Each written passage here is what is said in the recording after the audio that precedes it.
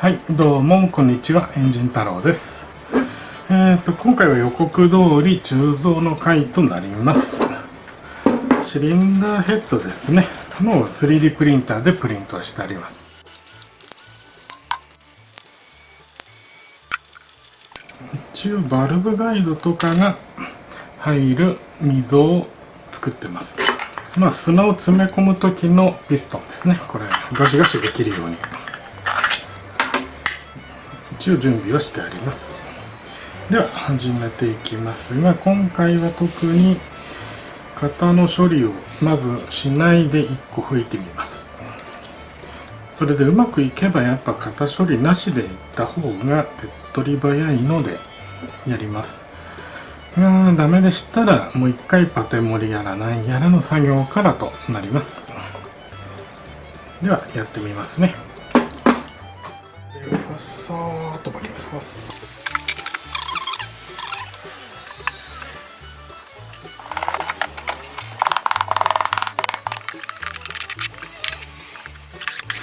サーそしたら反対をくっつけて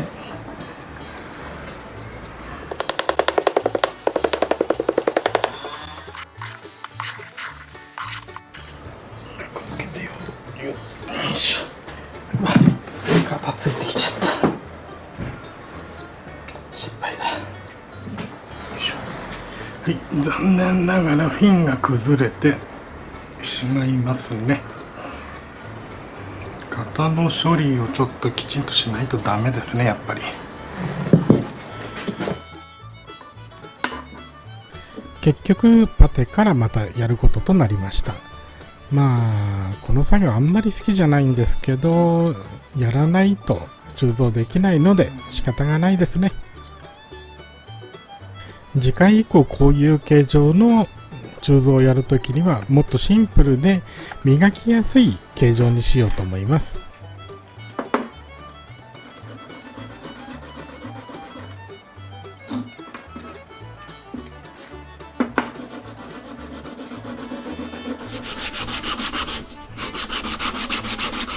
はい、プラサフ吹いてきたんで一回研いでみます。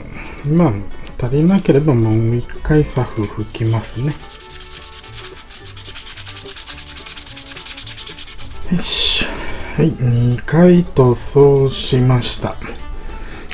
フィンの中の凹凸もだいぶこれで消えたんで、これでとりあえずはやっていきますね。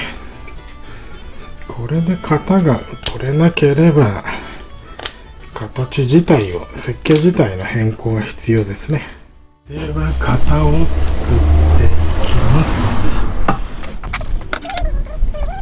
この砂型の製造作業もだいぶ慣れてはきましたね。まだまだ成功率はあまり高くないですが、目新しくて楽しい作業ではあります。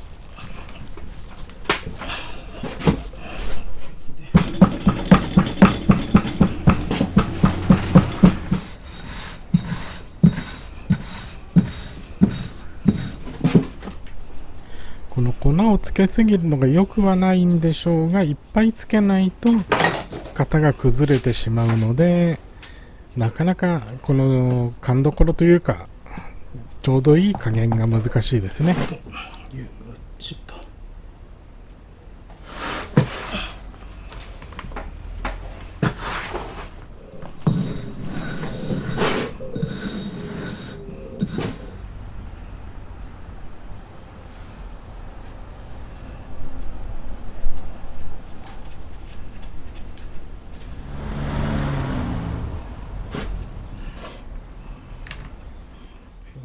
崩れちゃったら設計し直しです。ちょっと崩れたけどだいたいできた。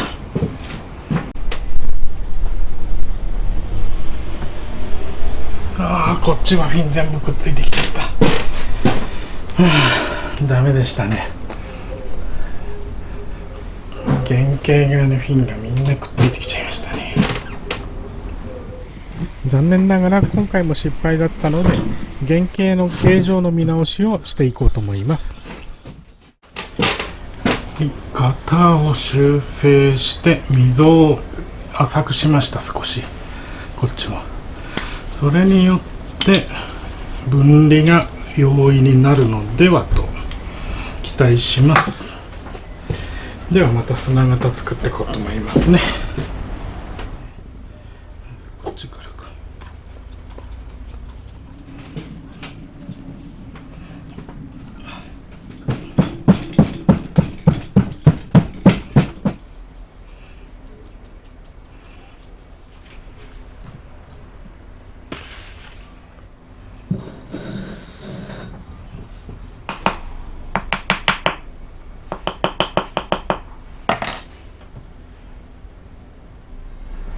今度はいった。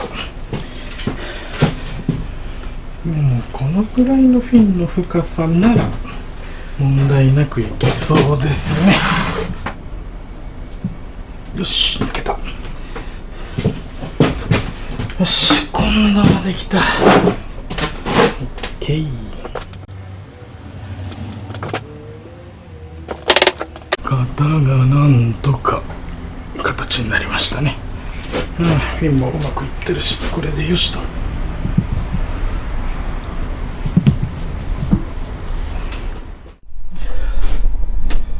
やっと型がうまくいったので鋳込み始めていきます。今回は設定温度ちょっと高め、780度。実測値でこれ760か50になるはずです。今回は1回目の鋳込みまで結構苦戦しましたね。でもとりあえず1回目開始できました。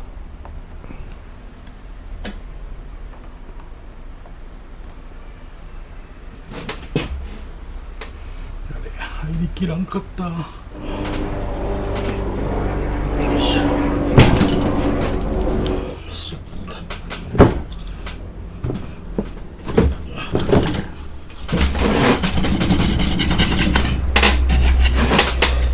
でもフィンのとこ入りきってないよ。やっ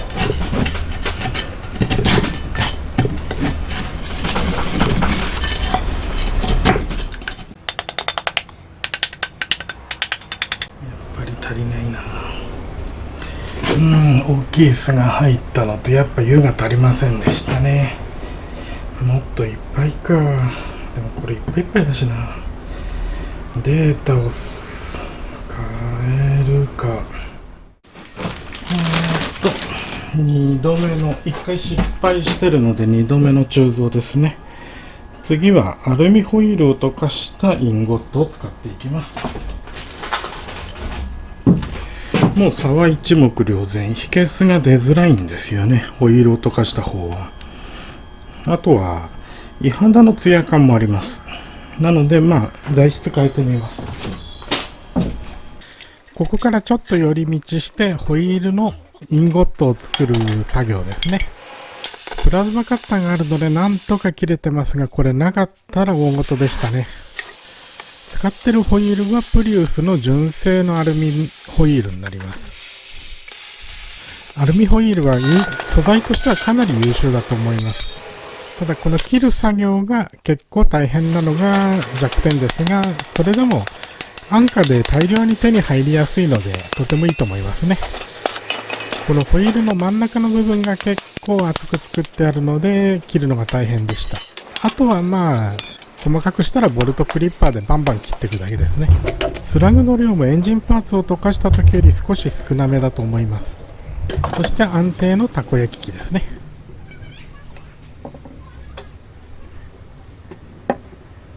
結局このインゴット作りに3日ほど費やしました。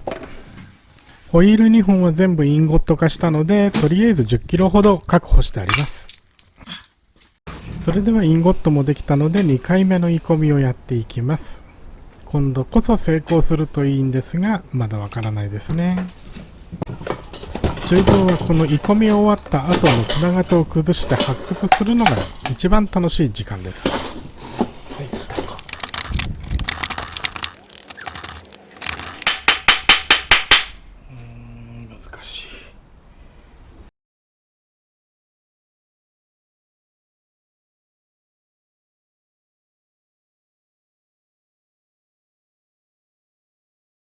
前回大きく引けてしまったので、型の形状を若干変えてみました。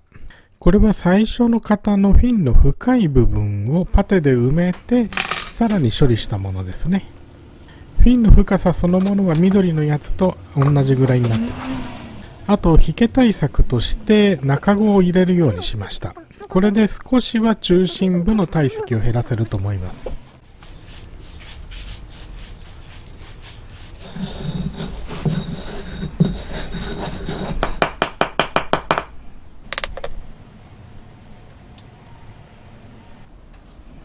よし、抜けた。一箇所。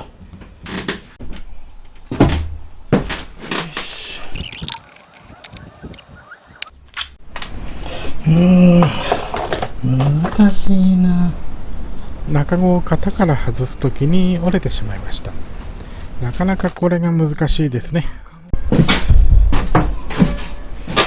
中子の型ですが、こういう V の字の一体成形から、これだとどうしても割れちゃうんですよね、外すときに。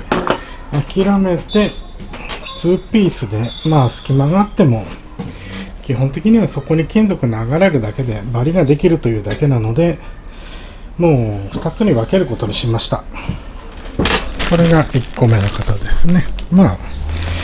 シンプルな形状、ただの丸い棒にしたんで、今度は型崩れを起こさないと思います。では、よ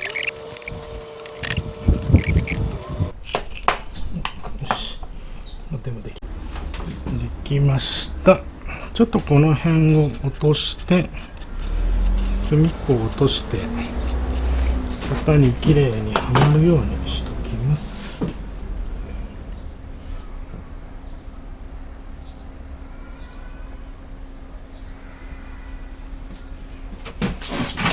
では2個目作っていきます。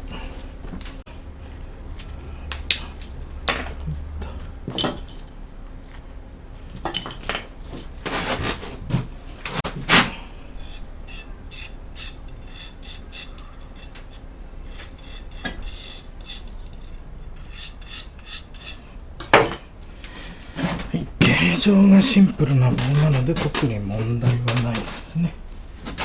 あとは端っこをちょっと押してはめると。よし。ではこれを閉じて。型ができたので金属を入れていきます。今度は成功するといいですね。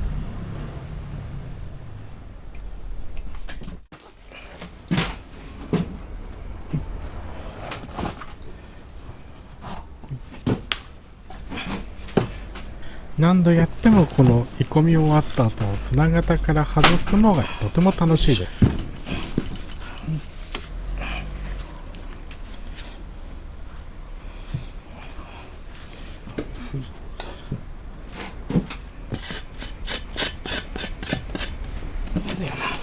きれいに入ってるから。よし、なんとか形になりました。こっちは綺麗ですね。やっぱこっち側はちょっと引けちゃいましたね。多少引けは出ましたが十分使用できると思います。これでやり方が確立できました。斜めにこそぐと、ただこれをセットと、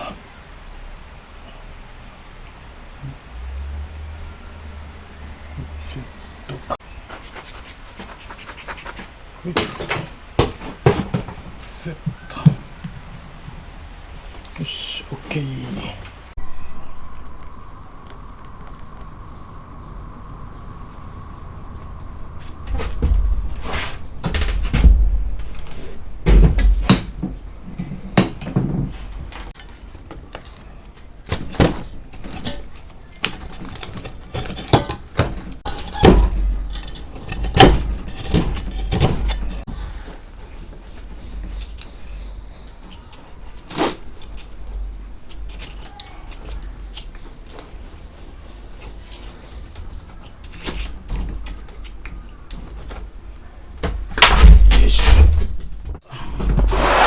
いぶペース上がってきましたが、芋の綱のローテーションがだんだんきつくなってきましたね。実際芋の綱ってどのぐらい回数使えるのかちょっとわからないですね。綱の寿命は一体どこで見極めればいいんでしょうかね。誰かわかる人いたら教えてください。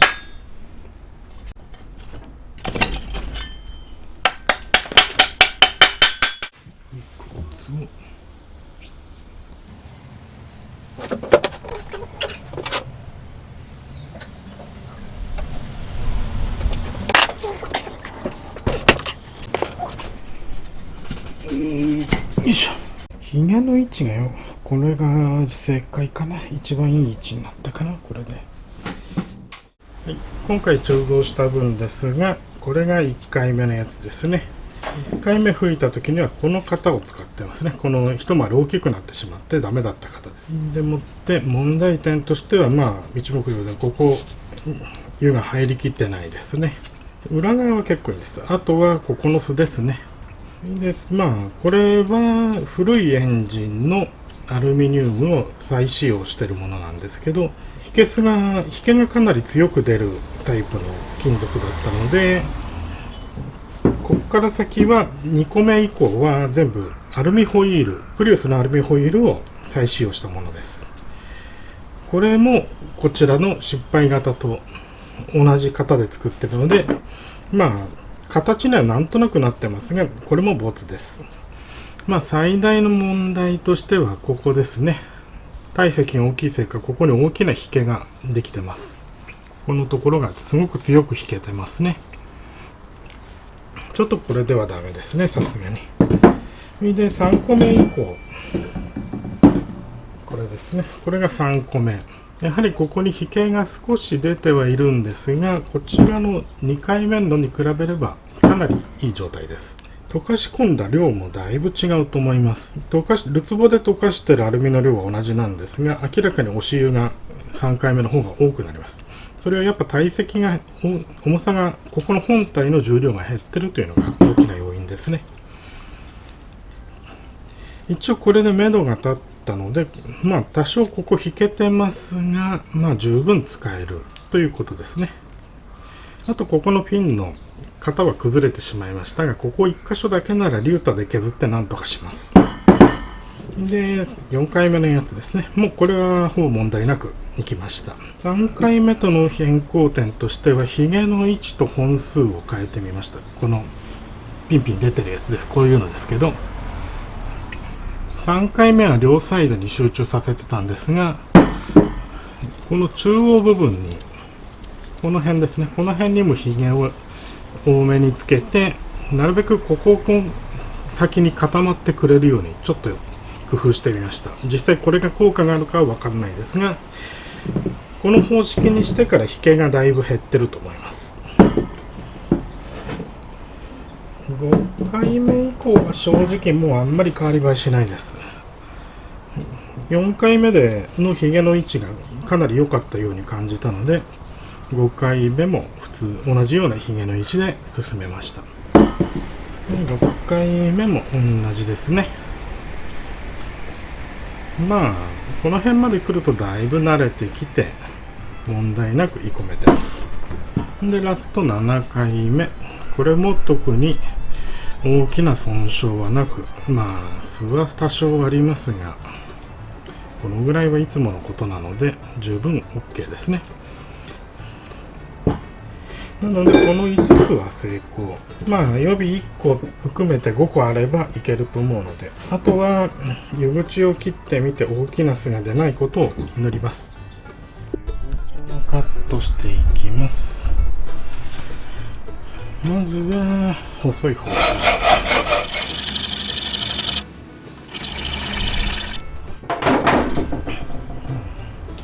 細い方は特に問題ないですね。ゴマスがちょろっとあるっぽいですけど、特に問題なさそうですね。あとは太い方ですね。これが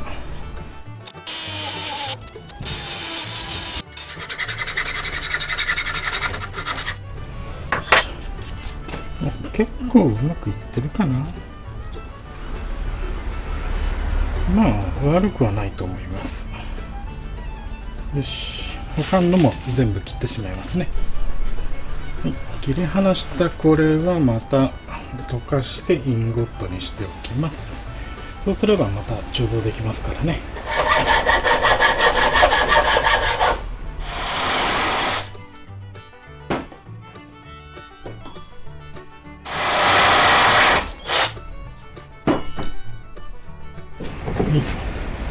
成功1番から湯口、特に問題はないですね。他もみんな同じです。あとはフランスで整えていく作業ですが、その辺はまた次回以降の作業となります。今回はここまでとなります。どうもご視聴ありがとうございました。また次回もよろしくお願いします。